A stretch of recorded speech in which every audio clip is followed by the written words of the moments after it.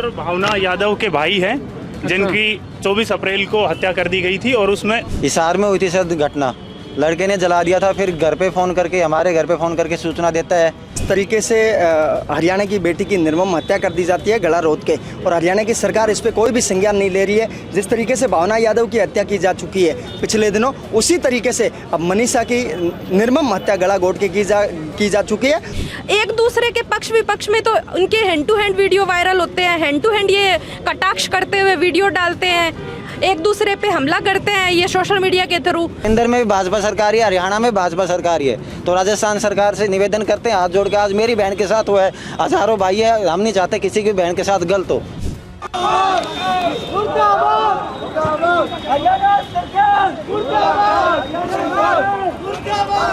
किसी मांग को लेकर मैंने नाम पढ़ा है यहाँ पे मनीषा अश्रुपूर्ण, इसको जस्टिस को लेकर निश्चित तौर पर मीडिया का काम ये है कि जो भी कहीं घटना किसी भी तरह से चाहे जनता है आंदोलन कर रही है, तो निश्चित रूप से इस वक्त अगर शाम को हमारे देश के, हमारे शहर के युवा अगर किसी आंदोलन को लेकर खड़े हैं तो निश्चित रूप से कोई ना कोई बड़ी घटना होगी। तो आपका सबसे पहला शुभ नाम आपका? मनोज यादव, एडवोकेट, राजस्थान उच्च न्यायालय से। जी मनोज जी, आज राजस्थान का तमाम युवा हाथों में मोमबत्ती लेकर सड़कों पर है। हम हरियाणा में बार बार हो रही शर्मनाक हरकतों के खिलाफ रोड पर उतरे हैं। 24 अप्रैल 2025 को डॉक्टर भावना यादव की हत्या कर दी गई हिसार में। उसके खिलाफ सरकार ने कोई कदम नहीं उठाए, ना उसकी कोई जांच की गई और थाने से ही मामला रफा दफा कर दिया और मुजरिम बाहर घूम रहे हैं। ऐसा ही 11 अगस्त को मनीषा, जो हरियाणा की एक बेटी थी, जो अध्यापिका थी, पिछला जो भी ये घटना हुई थी वो डॉक्टर थी बेटी, ये बेटी अध्यापिका थी हरियाणा की, जो उसकी 11 अगस्त से वो लापता थी। 13 अगस्त को उसकी लाश मिली और गला काट कर उसकी हत्या की गई थी। सरकार ने, पक्ष ने, विपक्ष ने, किसी ने दो शब्द भी नहीं कहे।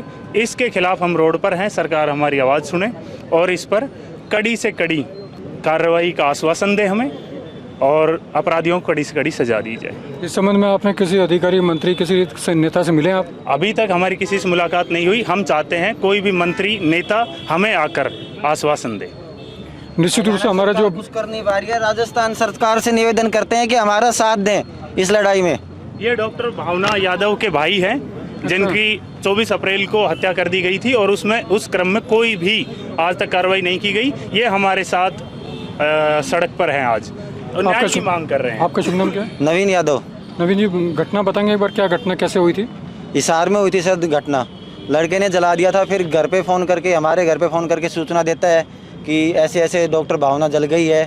लड़का गायब हो जाता है, लापता हो जाता है। 8-10 दिन बाद लड़का पुलिस के पकड़े में आता है। उसके बाद 2 महीने के बाद डीएसपी वहाँ के हरियाणा के, उनका ट्रांसफ़र हो जाता है। जो एसएचओ वहाँ पे कविता जी थे, उनका ट्रांसफ़र हो जाता है। आईओ था, वो बदला जा चुका होता है।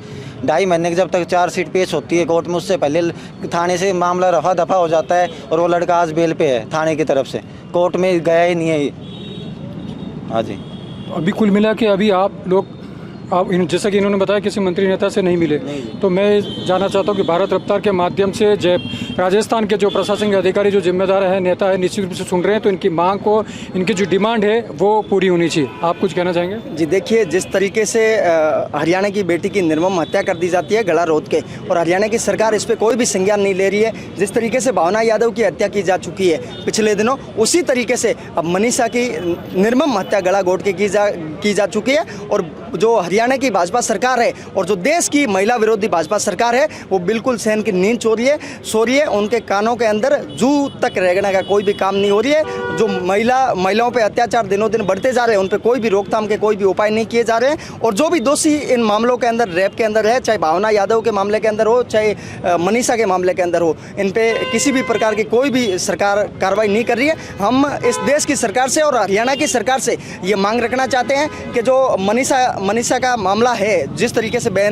एक बेटी की हत्या कर दी गई है, उस पर सीबीआई जांच हो और जो इसके अंदर दोषी पाए जाते हैं उसकी कड़ी से कड़ी उन पर कार्रवाई हो। बिल्कुल, हमारे साथ में एक बेटी भी है, आप भी कुछ कहना चाहेंगे? बिल्कुल, मैं तो यही कहना चाहूँगी कि कब तक बहन बेटियों की आबरू यूं ही लुटती रहेगी। कब तक हमें ऐसे सड़कों पे आके इंसाफ मांगना पड़ेगा? कब तक सरकारें सोती रहेगी? एक दूसरे के पक्ष विपक्ष में तो उनके hand to hand video viral होते हैं, हैंड टू हैंड ये कटाक्ष करते हुए वीडियो डालते हैं, एक दूसरे पे हमला करते हैं ये सोशल मीडिया के थ्रू। तो जब ऐसी घटनाएं होती है तब ये सरकारें कहाँ सो रही होती है? हमने किस लिए चुना है सरकारों को? हमें जब रोडों पे ही आना है तो हमने सरकारों को किस लिए चुना है? फिर हम अपने हाथ में कानून लेते हैं, इसके बाद में फिर हमारे ऊपर तो बहुत FIR दर्ज होती है। ऐसे मुजरिमों को कैसे संरक्षण दी जा रही है? कभी इनकी बहन बेटियां लूटी जाएगी क्या? तब ये लोग सरकार सुनेंगी हमारी? क्योंकि इनके पास सारी फैसिलिटीज़ हैं, उनकी बहन बेटियों को बाहर निकलने की नीड नहीं है, उनके पास बहुत बड़ी गाड़ियाँ हैं, उनके पास पैसा है, सब है।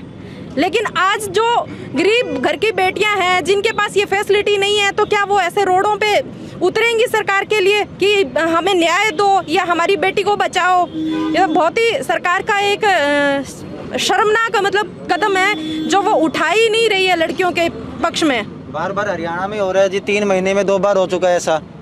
जवान बच्चियाँ हैं 20-20, 25-25 साल की। शर्म आनी चाहिए हरियाणा सरकार को। हम राजस्थान सरकार से निवेदन करते हैं कि इस चीज़ में हमारा सहयोग करे। यहाँ पे भी भाजपा सरकार ही है जी, केंद्र में भी भाजपा सरकार ही है, हरियाणा में भाजपा सरकार ही है। तो राजस्थान सरकार से निवेदन करते हैं हाथ जोड़ के। आज मेरी बहन के साथ हुआ है, हज़ारों भाई है, हम नहीं चाहते किसी की बहन के साथ गलत हो। धन्यवाद। आज विपक्ष भी बहुत मजबूत स्थिति में है। मैं विपक्ष को भी 2 शब्द कहना चाहूँगा। आज विपक्ष बहुत मजबूत स्थिति में है। विपक्ष भी इस बात पर, इस घटना पर आकर सामने आकर 2 शब्द कहें और सरकार से कार्रवाई की मांग करें और हमारा साथ दें। और अगर सरकार नहीं कर पाए तो हमको छोड़ दो खुला, हम कर लेंगे। अगर वो मतलब इंसाफ नहीं दे पा रहे तो हम नौजवानों में इतनी पावर है, ताकत है और एकजुटता पावर आप देख रहे हो, हम हमारी बहनों की रक्षा कर सकते हैं। फिर चाहे हमारे पे आप केस लगाओ, FIR लगाओ, कुछ भी लगाओ, फिर हम कानून से नहीं डरेंगे। अभी आप लोग जो मोमबत्ती का जलाकर यहाँ पर उनको श्रद्धांजलि के साथ में मांग कर रहे हैं, अगर ये सरकार मांग नहीं मांगती तो क्या आपकी क्या आगे क्या रणनीति क्या रहेगी? दोबारा हम शायद मोमबत्ती लेकर सड़क पर नहीं उतरेंगे। दोबारा हम आगे की रणनीति आगे तय करेंगे और हम दिल्ली कूच करेंगे। दिल्ली जाएंगे आप? जी, हम दिल्ली जाएंगे। अगर सरकार मांग नहीं मानती है तो आगामी दिनों में हम दिल्ली कूच करेंगे। कुछ कहना चाह रहे? यही था।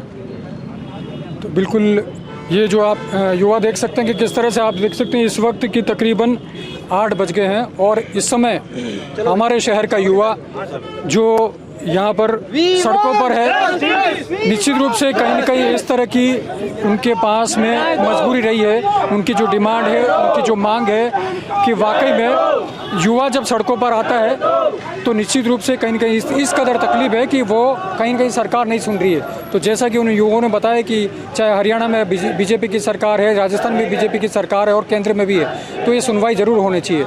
मैं अपने वीडियो जर्नलिस्ट लक्ष्मी नारायण के साथ शैलेंद्र शर्मा, जयपुर।